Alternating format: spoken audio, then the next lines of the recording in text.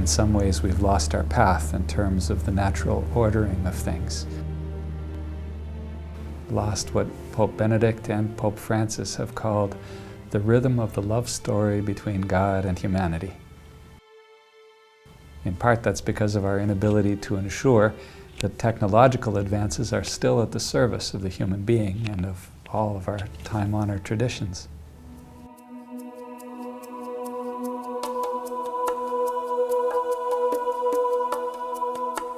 While the human telling of the story is done by the authors, the story itself is told in every star that shines in the sky, in the song of a bird, the shape of a leaf, in the field. Thomas Berry says we ought to be attending the University of the Universe because it's been the primary scientist, the primary teacher, the primary lawgiver, the primary economic corporation, and the primary model for how humans are to be living. And I think that's so beautiful, that the earth is our teacher.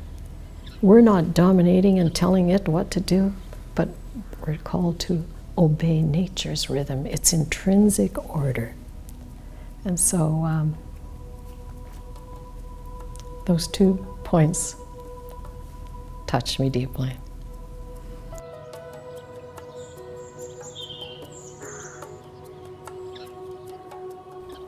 We have those 4 lines, the crosses that go across there, these lines like this. First Nation spirituality is very relational. And that enters into how we relate to creation. It's not just relationship with people, it's our relationship with ourselves. It's our relationship with God. It's our relationship with all of creation.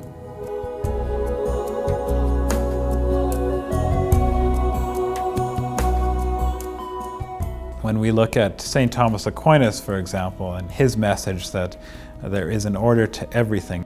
Every single organism in the world has an infinite amount of relationships, and we are no different in that regard.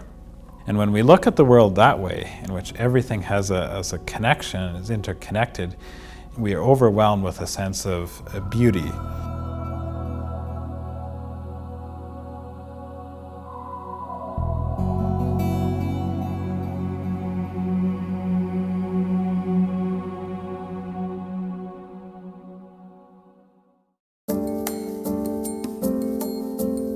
So the second of the themes is that the creation has an intrinsic order, that God created the world with an intelligibility and a coherence, and that human beings have a special place in that creation, and that we're capable of discerning what our role is and what the purpose of creation is. And I guess my question for you... The text speaks of how there is an intelligent ordering of creation, and that human beings created in the image and likeness of God are able to recognize that ordering.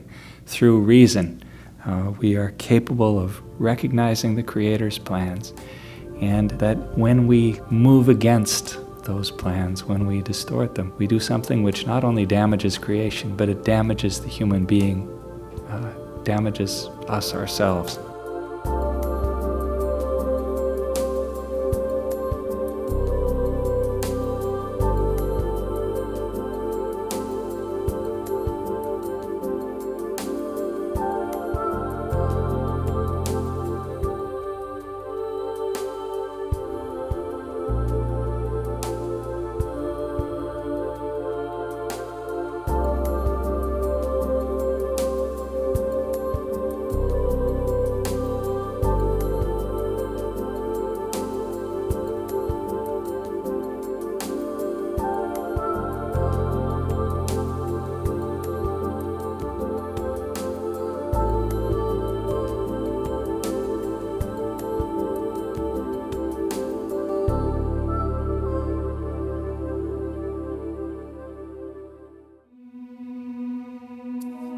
I had the privilege of growing up on a farm, at least the first few years of my life, where our daily life was part of something beautiful in the natural world. Harsh at times, difficult, but beautiful. Increasingly, I think people are living in cities where they have very little contact with the land, with the natural processes of the environment, and we need to find a way as church and as society to teach that right relationship with the environment, and to open people to the beauty and the wonder of it. There are certain laws that govern growing things. We try to observe the rules that were put in by God by not destroying the earth by pesticides and treating the earth as a living organism. The earth is living.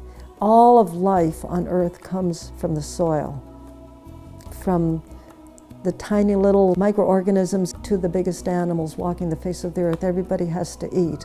And so all our life really does come from the soil.